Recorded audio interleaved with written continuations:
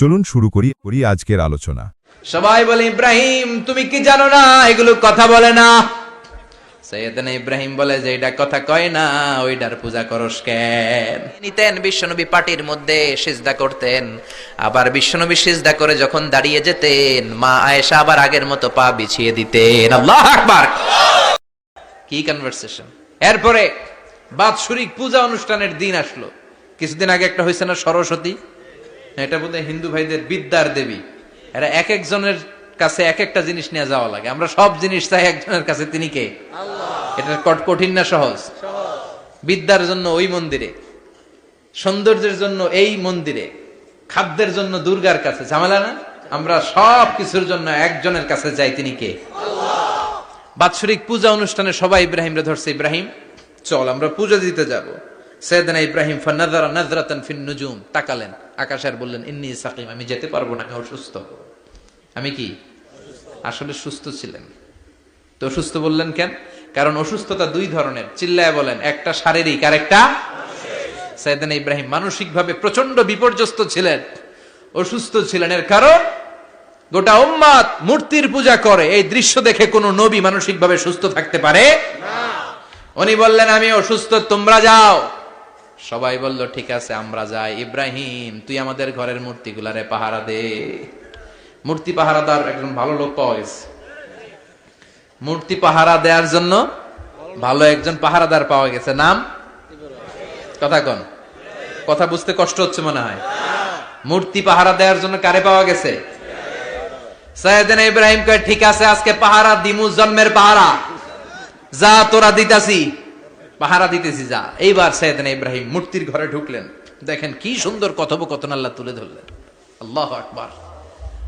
মূর্তির ঘরে, দেবীর ঘরে ঢুকে উনি ঘুরে ঘুরে তাকায়, দেখে একটা এমনি হা করে আরেকটা ব্যা করে, এরকম 14-15টা হাত নিয়ে তাকায় আছে। উনি সবগুলার সামনে এভাবে তাকায় আছে, দেখে এক একটা এক এক চেহারা, একটা হাতির গণেশ স্টাইলের, আরেকটা এরকম, আরেকটা নারীর, আরেকটা বাঘের, আরেকটা তলোয়ার নিয়ে আইতাছি কোপায় ফেলাবো, আছে না নাই?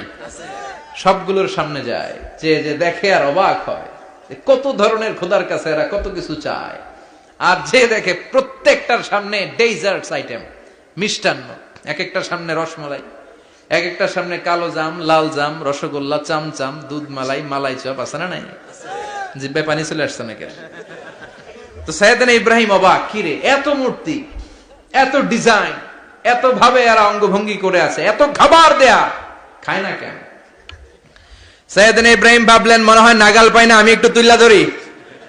উনি রসমালাইয়ের বাটিটা নিয়ে যেটা হা করে আছে ওইটার সামনে যায়, কয় খা। কি কয়? বানাই কইতেছি মনে হয়। ফারাগা ইলা আলিহাতিম, মূর্তিগুলোর কাছে গেলেন। ফাকালা আলা তাকুলুন, খাবি না? খাবি না ডারে আমি কিছু খা, কোরআন থেকে বলছি, ঠিক কি না?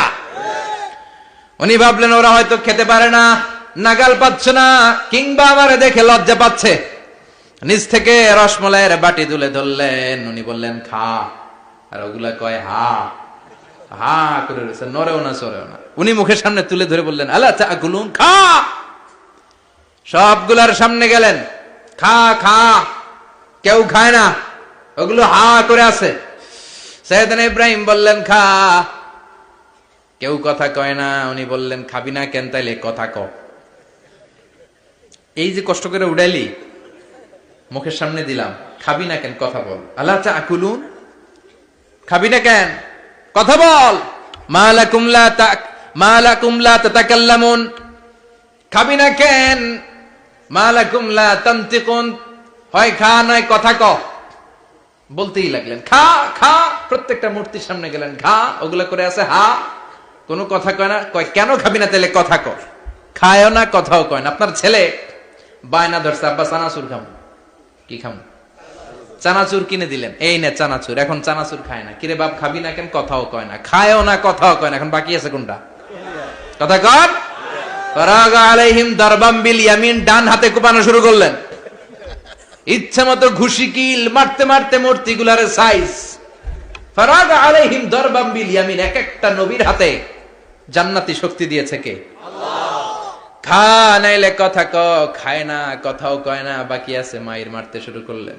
মারতে মারতে সব শেষ, তারপরে খুঁজে পেলেন একটা কুড়াল। কি পেলেন? কুড়াল দিয়ে মারতে আরো সুবিধা, খালি এটারে এভাবে মারে ওইভাবে মারে, মারতে মারতে যতগুলো মূর্তি ছিল সবগুলো মেরে বড় মূর্তিটার গায়ে মারতে যাবে, in the mean time stop, কয় না এটারে মারুম না। ফাজআলাহুম জুদাদান, সবগুলারে টুকরা টুকরা, ইল্লা কাবীর আল্লাহুম, বড়টা ছাড়া ওইটারে রেখে দিলেন। আর বুদ্ধি করে কুড়ালটারে বড়টার কাঁধে ঝুলাইয়া দিলেন, বড় মূর্তিটার কাঁধের মধ্যে ঝুলাইয়া দিলেন। ঘটনাটা সুন্দর হয়েছে না? এখন কেমন যেন মনে হয় এটা কোপাইয়া দাঁড়া রয়েছে বাবার বেটার মতো। বড় পূজার শেষ, পূজার দিনক্ষণ শেষ। বিকেল বেলা পূজা মণ্ডপ থেকে সব এসে দেখে সর্বনাশ। পাহারাদার ইব্রাহিম কই, আনতা ফাআলতা হাযা বিআলিহাতিনা ইয়া ইব্রাহিম। ইব্রাহিম, সর্বনাশ কে কইছে? তুই কইছত নি? কই আইনো, বড়টাই কইছে, ওইটারে জিজ্ঞেস করো। বাল ফাআলাহু কাবীরুহুম হাযা ফাসআলুহুম ইন কানু ইয়ানতিকুন। কোরআন থেকে বলছি, আমি করি নাই। ওই দেখ কুড়ালটা কার কান্দে, বড়টার কান্দে, ওইটারে জিগা। সবাইকে খাইছে। সবাই বলে, ইব্রাহিম তুমি কি জানো না এগুলো কথা বলে না? সাইয়েদনা ইব্রাহিম বলে যে এটা কথা কয় না, ওইটার পূজা করস কেন? যেটা কথা বলে না, যেটা নিজেরাই নিজেদেরকে মায়ের থেকে বাঁচাতে পারে না, নিজেরাই নিজেদেরকে রক্ষা করতে পারে না, তোরে কিভাবে রক্ষা করবে? এগুলোর পূজা কেন করিস? ফাবুহিতাল্লাযী কাফার। কারো কোনো জবাব নাই, লা জবাব। সবাইকে, ইব্রাহিম তুই বড্ড বেড়ে গিয়েছিস, তোরে নমরুদের কাছে নেওয়া হবে, রশি দিয়ে পেঁচিয়ে নমরুদের কাছে নেওয়া হলো। নমরুদের নাম শুনছেন? শোনেন নাই বোধহয়? শোনেন নাই? পৃথিবীতে 4 জন বাদশা ছিল, যারা গোটা বিশ্বের বাদশা। গোটা বিশ্বের 2 জন কাফের, 2 জন মুমিন। মুসলমানের একজন হচ্ছে যুলকারনাইন, আরেকজন হচ্ছে সাইয়েদনা সুলাইমান। কাফেরের একজন হচ্ছে বাখতানাসার, আরেকজন হচ্ছে নমরুদ। এই নমরুদের কাছে নিয়ে যাওয়া হলো রশি দিয়ে বেঁধে। এবার নমরুদের সাথে কি ডায়ালগ মারছে এটা তো আর কোরআনে নাই। কথা কন, এটাও আছে। নমরুদ বলে, ইব্রাহিম শুনলাম তুমি নাকি আমাদের খোদাগুলোরে মারছো, তুমি নাকি কোন আল্লাহর ইবাদত করো, তুমি নাকি কোন নতুন রবের তথ্য নিয়ে আমাদের বাবেল নগরীতে আগমন করেছো। আমি ছাড়া কোনো খোদা আছে বলে তো আমি শুনি নাই। এই বাবেল নগরীতে আমি ছাড়া কোন খোদা আছে আজকে নতুন শুনলাম। কে তোমার খোদা? কি তার পাওয়ার? এবার ডায়ালগ মারা শুরু করলেন সাইয়েদনা ইব্রাহিম। সাইয়েদনা ইব্রাহিম বললেন, রব্বি আল্লাযী ইউহয়ী ওয়া ইউমীত। আমার রব এমন রব যিনি জীবন দেয় আবার মরণও দেয়। জীবন দেয় কে? আল্লাহ। মরণ দেয় কে? আল্লাহ। নমরুদ বলে, তাই তোমার আল্লাহ জীবন দেয় মরণ দেয়? আনা উহয়ী ওয়া উমীত। এবার নমরুদ ডায়ালগ মারতেছে, খালি ডায়ালগ। আনা উহয়ী ওয়া উমীত, আমিও তো জীবন দেই, আমিও তো মরণ দেই। সাইয়েদনা ইব্রাহিম বললেন, তুমিও যদি আমার আল্লাহর মতো জীবন দাও মরণ দাও তাইলে দেখাও। নমরুদ জেলখানা থেকে 2 জন ফাঁসির আসামিকে ধরে আনলো। ধরে এনে একটা ধারালো ছুরি নিয়ে প্রথম আসামির পেটের ভিতরে ধা করে ছুরিটা ভরে দিয়েছে। ফিনকি দিয়ে রক্ত ছুটলো। লোকটা ছটফট ছটফট ছটফট করতে করতে দুনিয়া থেকে বিদায়। এবার পেট থেকে ছুরিটা বের করে দ্বিতীয় আসামির পেটের মধ্যে ঢুকাতে যাবে ধা করে। In the mean time stop, ঢুকায় নাই। পেটে ঢুকাইতে যে ঢুকায় নাই। কয়, ইব্রাহিম এই যে দেখো, তোমার সামনে প্রথম লোকটারে আমি মৃত্যু দিলাম, আর এটারে মৃত্যুর পথ থেকে বাঁচাই এটারে আমি জীবন দিলাম। প্রথমটারে দিলাম জীবন, পরেরটারে দিলাম, প্রথমটারে দিলাম মরণ, পরেরটারে দিলাম জীবন। তোমার রব যেরকম করে জীবন দেয় আর মৃত্যু দেয়, আমিও জীবন দেই, আমিও মৃত্যু দেই। চিল্লায় পড়েন নাউযুবিল্লাহ। সাইয়েদনা ইব্রাহিম বিপদে পড়ে গেলেন। তাই তো, আসলেই তো প্রথম লোকটারে মৃত্যু দিল, দেয় নাই? কথা কন, ছুরি মেরে রক্ত বের করে ওর মৃত্যু দেয় নাই? পরের লোকটারও একই ভাবে মৃত্যু দিতে যে সেখান থেকে বাঁচিয়ে জীবন দিল। ভেজাল আছে না নাই? এবার সাইয়েদনা ইব্রাহিম বলে, ফাইন্নাল্লাহা ইয়াতি বিশ-শামসি মিনাল মাশরিকি ফাআতি বিহা মিনাল মাগরিবি ফাবুহিতাল্লাযী কাফার। সাইয়েদনা ইব্রাহিম বললেন, বুঝলাম তুমি আমার আল্লাহর মতো জীবন দাও, বুঝলাম তুমি আমার আল্লাহর মতো মরণ দাও, কিন্তু নমরুদ খেয়াল করে শোনো, আমার আল্লাহ প্রতিদিন সকাল বেলায় পূব আকাশ থেকে জল জলে সূর্যটা উঠায়। তোমার যদি এরকম কোন ক্ষমতা থাকে, তুমি আগামীকাল সকাল থেকে পূর্ব দিক থেকে সূর্য না উঠিয়ে পশ্চিম দিক থেকে সূর্যটা উঠাও। ফাবুহিতাল্লাযী কাফার। এবার ধরা গেছে। এবার এবার জায়গার মধ্যে ধরা, একেবারে স্টপ, লা জবাব। নমরুদের মুখে কোনো জবাব নাই। এবার নমরুদের মেজাজ নরম নাকি গরম? কথা কন।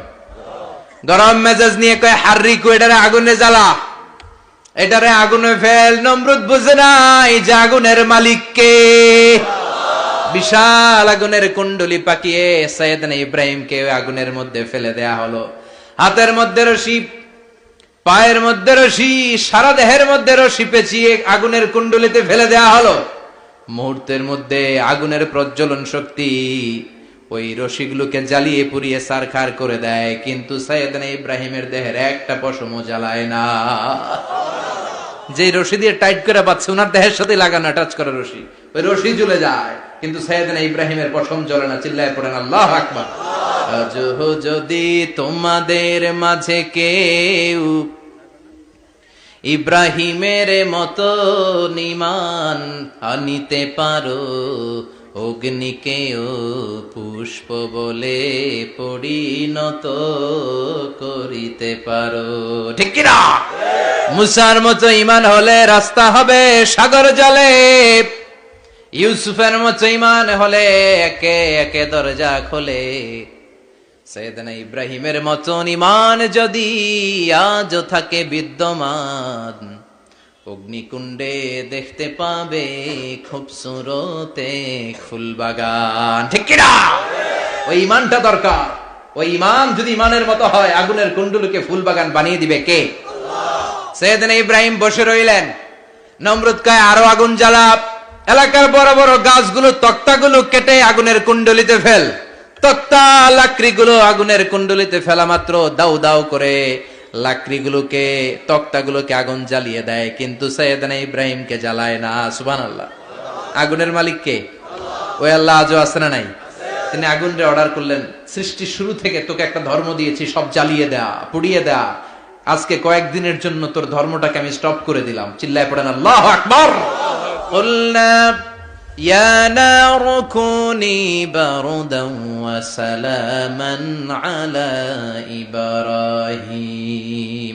আল্লাহ বললেন, আগুন খবরদার, আমার ইব্রাহিমের গায়ের যেন পশম না পুড়ে যায়, কারণ ইব্রাহিমের সন্তান হবে ইসমাইল, আর ওই ইসমাইলের বংশে আমি পাঠাবো আখিরি জামানার পয়গাম্বার। ইব্রাহিমের জন্য কিছু না হয়, কোন ইবারদা, ঠান্ডা হয়ে যা। কি হয়ে যা? কিন্তু এত বেশি ঠান্ডা হবি না যাতে ইব্রাহিমের সর্দি না লেগে যায়। সুবহানাল্লাহ। আগুন বলে আপনি বললেন কোন ইবারদা, ঠান্ডা হ, আবার কোন এত ঠান্ডা হবি না যাতে সর্দি না লাগে। কেমন ঠান্ডা হবো? আল্লাহ বললেন সালামান আলা ইব্রাহিম, সালাম হয়ে যা, শান্তির গুলবাগিচা হয়ে যা, এয়ার কন্ডিশন নাতিশীতোষ্ণ হয়ে যা। চিল্লায় পড়েন আল্লাহু আকবার। 40 দিন ছিলেন এই আগুনের কুণ্ডলিতে, কিচ্ছু হয় নাই। সুবহানাল্লাহ পড়বেন না? শেষ জীবনে উনি ওনার নাতিপুতিদের সাথে গল্পের সময় বলতেন যে আমার জীবনে সবচেয়ে আরামদায়ক সময় কাটিয়েছি আমি ইব্রাহিমের আগুনের, নমরুদের আগুনের কুণ্ডলির ভেতরে থেকে। চিল্লায় এখন সুবহানাল্লাহ। তার মানে পুরো আগুনের কুণ্ডলির গুলবাগিচা বানিয়ে দিয়েছে কে? ওনার জীবনের শ্রেষ্ঠ সময় নাকি এটা? সবচেয়ে আরামসে নাকি কাটিয়েছে এই আগুনের কুণ্ডলির ভেতরে। চিল্লায় পড়েন আল্লাহু আকবার। এবার আল্লাহ ডেকে বলেন, নমরুদ অনেক হয়েছে, আর না, অনেক চান্স তোমারে দিছি আমি, অনেক ছাড় দিছি, মাগার ছেড়ে দিব না। আল্লাহ কি দেয়? ছাড় দেয়, ছেড়ে দেয় না। মনে থাকবে? চিল্লায় বলেন তো, আল্লাহ কি দেয়? কি দেয় না? নমরুদরে এতক্ষণ ধরে কি দিছে, কিন্তু কি আল্লাহ ছেড়ে দিবে? কথা বলেন। আল্লাহ বলে, তোরে মারতে আমার কামান লাগবে না, গোলা লাগবে না, ফেরেশতা লাগবে না, তলোয়ার লাগবে না। নমরুদ, তোরে মারবো আমি ল্যাংড়া মশা দিয়া। ফাআরসালাল্লাহু তাআলা বাউদা, আল বাউদাতু জুনদুম মিন জুনুদিল্লাহ। এই মশাগুলো আল্লাহর সৈনিক। কথা কন। এই মাছিগুলো আল্লাহর সৈনিক, এই সাপ আর ব্যাঙগুলো আল্লাহর সৈনিক, এই বাতাস আল্লাহর সৈনিক, এই মাটি আল্লাহর সৈনিক। মাটি যদি কাঁপাকাঁপি শুরু করে, বসে থাকা যাবে? কথা কন। ভূমিকম্প হইলে সব দৌড়াদৌড়ি আছে না নাই? আগুন লাগলে দুর্ঘটনা আছে না নাই? বাতাস যদি 70 থেকে 80 কিলোমিটার বেগে ছুটে আসে, দুর্ঘটনা আছে না নাই? ফারসালাল্লাহু বাউদা, আল্লাহ একটা ল্যাংড়া মশা পাঠালেন। এই ল্যাংড়া মশা নাকের ভিতর দিয়ে ঢুকে মস্তিষ্কের মাঝখানে যে কামড়াতে শুরু করেছে। মশার কামড় খাইছেন না আপনারা? শীতকালে যখন আমরা কম্বল মোড়া দিয়ে ঘুমাই, কানের সামনে যখন পন পন শুরু করে কেমন লাগে? কি বিরক্তি লাগে না? আবার ঝেড়ে টেরে আবার শুই, আবার পন পন। তো পন পনের আওয়াজই আমাকে সহ্য হয় না। ওই মশা নাকি দিয়ে ঢুকে এদিকে কামড়া, ওই বেড়ার কেমন লাগে? কথা কন। নাকের ভিতর দিয়ে মশা ঢুকে ভিতরে কুটকুট কুটকুট করে কামড় মারে। এই কামড় খাইয়া নমরুদ এবার নাচানাচি শুরু করছে। I M A disco dancer. Or dance দেখে সবাই হাসে, একেবারে I M A disco dancer. Or dance দেখে সবাই অবাক। ঘটনা কি? খোদাই লাফাইকে এতদিন ধরে সবাই নমরুদরে পূজা করতো আর বলতো নমরুদ সবচেয়ে বড় খোদা, নমরুদ সবচেয়ে। এখন খোদা কি করে? ড্যান্স দেয়। চিল্লা এখন কি দেয়? এবার নমরুদ বাঁচার জন্য মাথার মধ্যে আঘাত করে, কিন্তু মশা বের হয় না। চিল্লায় আওয়াজ করে উত্তরে বলেন, মশা ঢুকছে কার অর্ডারে? এই মশা বেরোবেও কার অর্ডারে? মাথার মধ্যে আঘাত করে ঘুষি মারে, কিল মারে, কিন্তু মশা বের হয় না।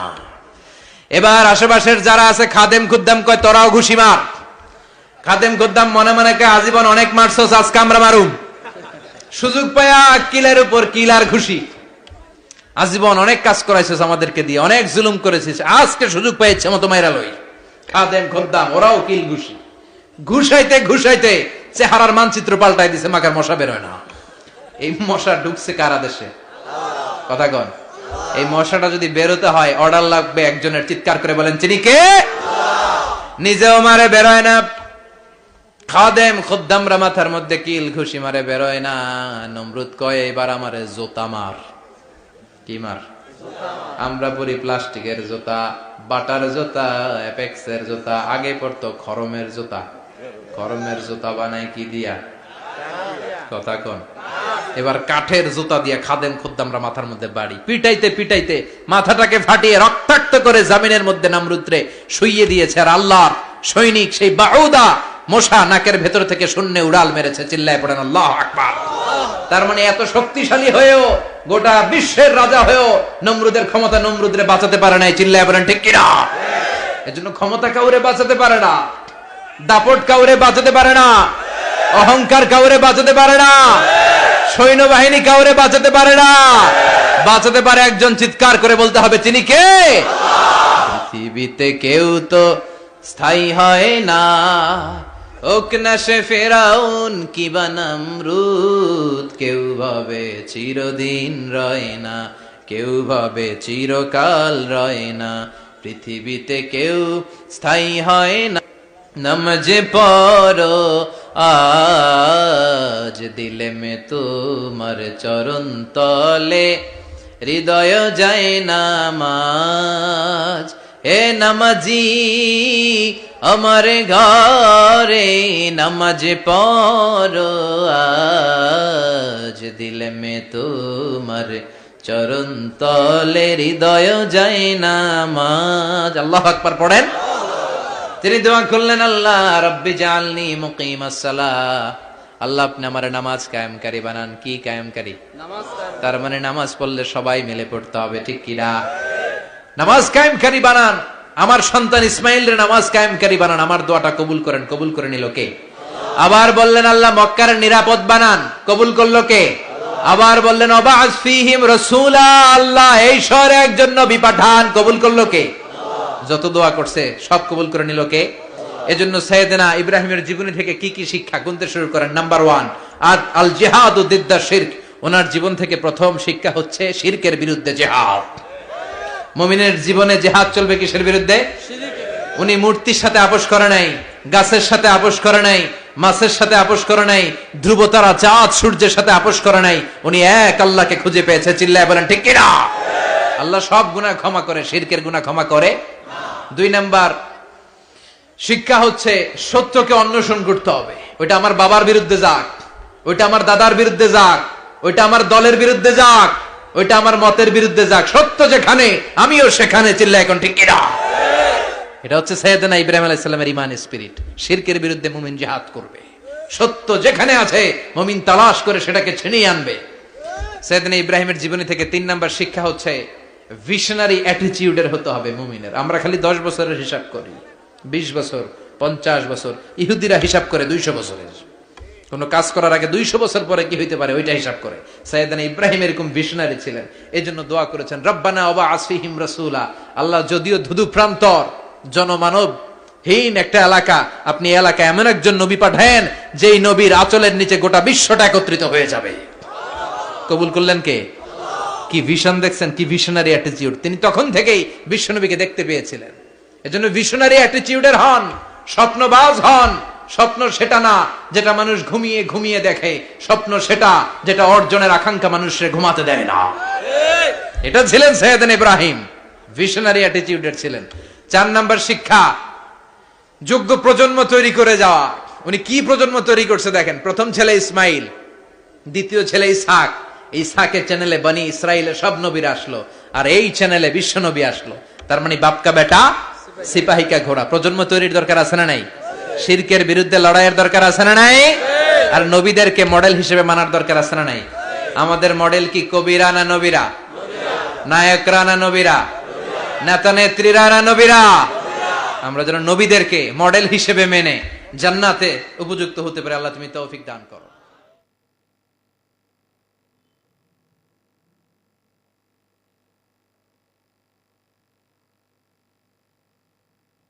কি ঘর ছিল, টাকা নাই, পয়সা নাই, দামি বিছানা নাই, ফার্নিচার নাই, জুয়েলারি নাই, অর্নামেন্টস নাই, কিন্তু বিশ্বনবীর ঘরের মধ্যে সুখ আর শান্তি আছে না নাই? সুখ আর সুখ। ফজরের নামাজ পড়ে এসে নিজেই মা আয়েশার সাথে রান্না করতে বসে যেতেন, নিজের তলোয়ার বের করে পেঁয়াজ কাটা শুরু করতেন বিশ্বনবী। আল্লাহু আকবার। বিশ্বনবী গ্লাসের যেই মা আয়েশা গ্লাসের যেই জায়গায় ঠোঁট লাগিয়ে মুখ লাগিয়ে পানি পান করতেন, ওই জায়গাটা খুঁজে খুঁজে বিশ্বনবী আবার ওই জায়গায় ঠোঁট লাগিয়ে পানি পান করতেন। কোন সুবহানাল্লাহ। আবার গোশত খাওয়ার পর বিশ্বনবীর স্ত্রী মা আয়েশা হাড্ডি চুষতেন, চষে ফেলে দেওয়া হাড্ডিটা বিশ্বনবী আবার হাতে নিয়ে চষা শুরু করতেন। আল্লাহু আকবার। কি শান্তি, কি সুখ। মা আয়েশাকে বিয়ে করার আগে মা আয়েশার চেহারাটা বিশ্বনবীর কাছে জিবরাইল এনে বলল, ইয়া রাসূলুল্লাহ আখবিরনি, আমাকে বলেন মেয়েটাকে দেখতে কেমন লাগে। বিশ্বনবী বললেন, কার মেয়ে? আপনার বন্ধু আবু বকরের মেয়ে। কেন এনেছো? আল্লাহ ডাইরেক্ট প্রপোজাল দিয়েছে, ডাইরেক্ট প্রপোজ করেছে বিয়ের জন্য। বিশ্বনবী বললেন, তাই নাকি? জিবরাইল বললেন, হ্যাঁ ইয়া রাসূলুল্লাহ, আমি হলাম বিয়ের ঘটক, আল্লাহ হলেন বিয়ের কাজী। বিশ্বনবী বললেন, তুমি যদি বিয়ের ঘটক হও, আল্লাহ যদি হয় কাজী, আমি মুহাম্মদ রাজি। আল্লাহু আকবার। বিয়ে হয়ে গেল। ঘরে দামি কিছু নাই, ফার্নিচার নাই, টাকা পয়সা নাই, কিন্তু বিশ্বনবীর ঘরের মধ্যে সুখ আছে না নাই? বিবিদেরকে এত ভালোবাসতেন, কোনোদিন মারামারি করেন নাই, যৌতুকের জন্য পিটান নাই, কোনোদিন গায়ে হাত তোলেন নাই। কোন ঠিক কিরা?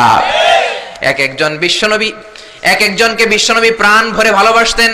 বিবিরাও বিশ্বনবীর কাছে আবদার করতেন, নানা ধরনের আবদার। বিশ্বনবী সেগুলো পূরণের চেষ্টা করতেন। আবার মাঝে মাঝে রাত্রিবেলা মা আয়েশার সাথে দৌড়াদৌড়ির প্রতিযোগিতা করতেন। কোন সুবহানাল্লাহ। সহিহ হাদিস, মা আয়েশা তখন চিকন ছিল।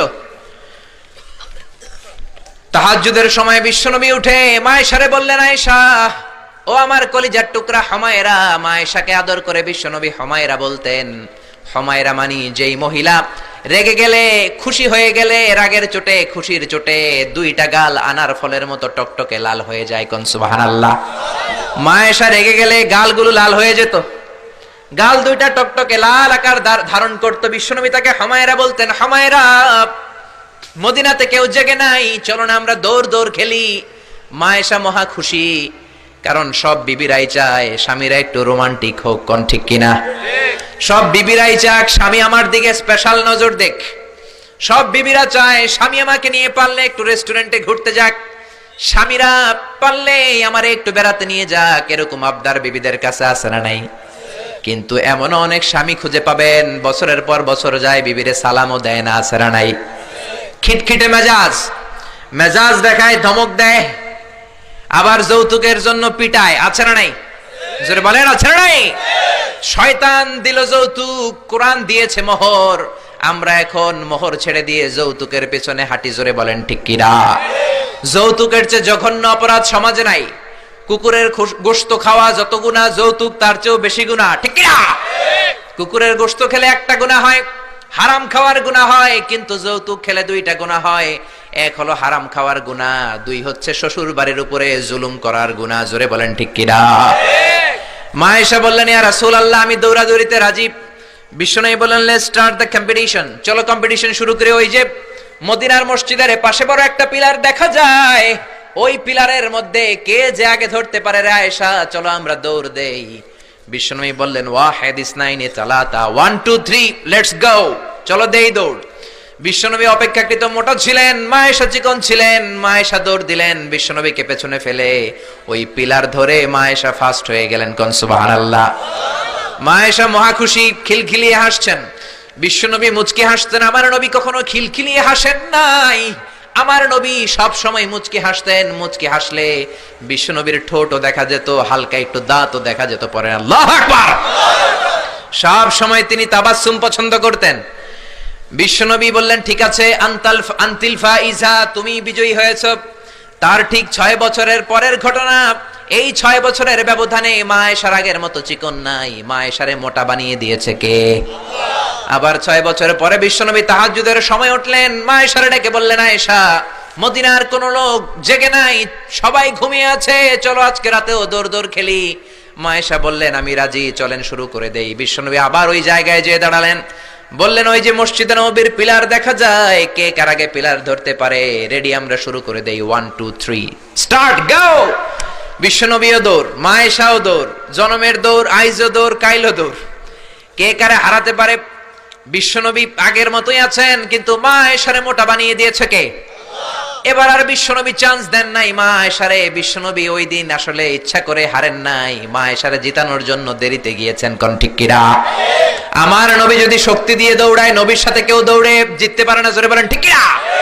মদিনাতে বিশ্বনবী যখন ঘোড়া হাঁকাতেন, সাহাবীরা বলতেন 1 মিনিটের মধ্যে, আধা মিনিটের মধ্যে বিশ্বনবীর ঘোড়া যে কত সামনে চলে যেত। সামনে আমরা ধোঁয়ার বালি দেখতাম, বিশ্বনবীরে খুঁজে পাওয়া যেত না। আল্লাহু আকবার। আবার তিনি যখন ওট হাঁকাতেন, পাগলের মতো বাতাসকে পেছনে ফেলে ওটগুলো দৌড়াতো। আদবা আর কসওয়া, এই 2টা ওট নবী ব্যবহার করতেন। নবী কি ব্যবহার করতেন এগুলো জানেই না। সালমান খান কোন ব্র্যান্ডের টিস্যু দিয়া টয়লেটে যায় এটাও জানে। কোন নায়ক কি করে, সাকিব আল হাসান কোন ড্রিঙ্কস খায় এরকম মাসেল বানাইছে, সবার মুখস্থ আছে না নাই? এরপরে মাশরাফি কেমনে পেস বল করে, ওই প্র্যাকটিস আছে না নাই? কে কেমন কি করে সব মুখস্থ, কিন্তু নবীরা কেমন চলতেন, নবীদের সুনান কি ছিল, এটা আমাদের জানা নাই। জোরে বলেন ঠিক কিনা? বিশ্বনবী যদি দৌড়ের মতো দৌড় দেয়, কেউ পারে না। এমন শক্তি আল্লাহ বিশ্বনবীর মাসলের মধ্যে দিয়েছেন, কাউরে একবার ধরলে খবর আছে না নাই? মক্কার সবচেয়ে বড় কুস্তিগিরের নাম হলো রুকানা। রুকানার সাথে কুস্তিতে কেউ পারে না। সাহাবীরা বললেন, ইয়া রাসূলুল্লাহ, ইয়া হাবিবাল্লাহ, কোনদিন আপনি রুকানার কাছে যাবেন না, কেননা রুকানা হলো সব চাইতে বড় কুস্তিগির, রুকানা কুস্তি দিলে আপনি পারবেন না। কিন্তু বিশ্বনবীর দাওয়াত তো কোনো গুটি কয়েক মানুষের জন্য নয়, সবার জন্য। ঠিক কি না? সবার জন্য দাওয়াত দিতে হবে। বিশ্বনবী ফজরের নামাজের পরে সাহাবাদের চোখকে ফাঁকি দিয়ে রুকানার কাছে চলে গেল। রুকানার কাছে যে বলল, ইয়া রুকানা আসলিম তাসলাম, ইসলাম ধর্ম গ্রহণ করো, শান্তি দিবে কে? রুকানা বলে, ধর্ম গ্রহণ করব না, একটা শর্তে করতে পারি, কুস্তিতে মুসারাআতে যদি আমাকে হারাতে পারো, আমাকে যদি কুস্তি খেলে হারিয়ে দিতে পারো, তাহলে আমি কালিমা পড়ে নেব। বিশ্বনবী বললেন, আমি তো কুস্তি লাগি না, আমি কাউরে মারি না, তবে জাহান্নামের মাইর থেকে বাঁচানোর জন্য আমি এসেছি। বলেন ঠিক কি না? রুকানা বলে, না না, আমি রাজি হব না, আমাকে হারিয়ে দিতে পারলে তবেই আমি কালিমা পড়তে রাজি। বিশ্বনবী দয়ার নবী, মায়ার নবী, একটা লোক যদি জাহান্নামের আগুন থেকে বাঁচে, এইটা বিশ্বনবী বেশি বেশি চাইতেন। বিশ্বনবী রাজি হয়ে গেলেন। এবার কুস্তি লাগার পালা। রুকানা একটা হাফ প্যান্ট পরে পজিশন নিচ্ছে। রেসলিং খেলা দেখেন নাই? ডোনাল্ড ট্রাম্পের ট্রাম্প টাওয়ারের ভিতরে এটি খেলে, গায়ের মধ্যে তেল মেখে কুস্তিতে পজিশন নিচ্ছে। বিশ্বনবী পজিশন নেয় না, রুকানা লাফায়, আমার নবী লাফায় না। বিশ্বনবী রুকানারে ডেকে বলল, রুকানা লাফাও কেন? রুকানা বলে, এই খেলা খেলতে হলে সবার লাফাতে হয়, তুমি লাফাও না কেন? মোহাম্মদ তুমিও লাফাও।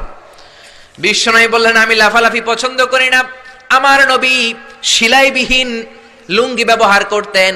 সেলাই ছাড়া লুঙ্গি পরে যদি কেউ লাফালাফি করে, বাতাসে সতর খুলে যাওয়ার সম্ভাবনা আছে না নাই? বিশ্বনবী লাফালাফি করেন না, দাঁড়িয়ে আছেন। রুকানা বলে, মোহাম্মদ তুমি আগে বক্সিং মারো। বিশ্বনবী বললেন, আমি কাউরে মারি না, কারণ আমারটা খাইয়া হজম করার যোগ্যতা কারো নাই। ঠিক কি না? বিশ্বনবী বললেন আমি মারবো না, তুমি মারো। রুকানা বলে তুমি মারো। রুকানারাও রাজি করাতে পারেন না। বিশ্বনবী বক্সিং মারেন নাই। বিশ্বনবীর মোবারক ডান হাতটা নিয়ে রুকানার বাম কাঁধের মধ্যে টাচ করে বিশ্বনবী বললেন, ও রুকানা এত লাফাও কেন, এত লাফাও কেন? বিশ্বনবী ডান হাত দিয়ে কাঁধের মধ্যে ধরতে দেরি, মুহূর্তের মধ্যে রুকানা বেহুশ হয়ে যায়। আল্লাহু আকবার। সবাই রুকানার মাথার মধ্যে পানি ঢালে হুশ করে বলে, রুকানা তুই তো বড় শিয়ানা। ওরে রুকানা তুই তো বড়, তোর শিয়ানাগিরি গেল কই? আব্দুল্লাহর বেটা মুহাম্মদ তোরে ঘুষি দেয় নাই, কিক মারে নাই, বক্সিং মারে নাই, শুধু একটু ধরেছে, বেহুশ হলি কেন? রুকানা বলে, আরে তোরা তো জানিস না, তোরা কিছু দেখিস নাই, তোরা দেখেছিস মুহাম্মদ হাত দিয়ে আমার গায়ের মধ্যে ধরেছে। আসলে ওইটা হাত ছিল না, আমার মনে হয় গোটা উহুদ পাহাড়টা এসে আমার কাঁধের উপরে চেপে বসেছে। জোরে কোন সুবহানাল্লাহ। বিশ্বনবী রুকানাকে বললেন, রুকানা তুমি তো হেরে গেলে, এবার কালিমা পড়ো। কয় না না, আমি রেডি আছিলাম না, তুমি আগে ধরছো। মুনাফিকেরা মিথ্যা বলে, জোরে বলেন ঠিক কিনা? কাফিরেরা মিথ্যাবাদী হয়। বিশ্বনবী বললেন, ঠিক আছে তাহলে আবার লাগবো। রুকানা বলল, তুমি মারো। বিশ্বনবী বললেন, প্রথমটা আমি মেরেছি, এইবার তুমি মারো। রুকানা বলে, আমি মারবো না, তুমি মারো। বিশ্বনবী আবার রুকানাকে ধরলেন। মুহূর্তের মধ্যে রুকানা আবার বেহুশ হয়ে যায়। সুবহানাল্লাহ কইতে বললেন না? হুশ ফিরানো হলো। আবার সবাই মাথায় পানি দেয়। আর জেগে ওঠার পরে বলে, রুকানা তুই তো বড় শিয়ানাগিরি গেল কই? রুকানা বলে, আবার ওই যে উহুদ পাহাড় আমার কাঁধের উপরে চেপে বসেছে, তোমরা তো খালি চোখে দেখো নাই। বিশ্বনবী বললেন, এবার কালিমা পড়ো। রুকানা বলে, না না, আমার পেটে ক্ষুধা ছিল, আমার গায়ে শক্তি কম ছিল, আমি প্রস্তুত ছিলাম না, পেট ভরে খাবো, খেয়ে দে তোমার সাথে আবার লাগুম। দাইন দাইন তিন দাইন। দাইন দাইন কয় দাইন? খেলা এরকম বলে না অনেকে, দাইন দাইন তিন দাইন, আবার লাগবো, আবার খেলা হবে। আবার বিশ্বনবী ধরলেন, আবার বেহুশ। বিশ্বনবীকে তোরে আর কত বেহুশ করুম? এজন্য আমার নবীর গায়ে শক্তি আছে না নাই?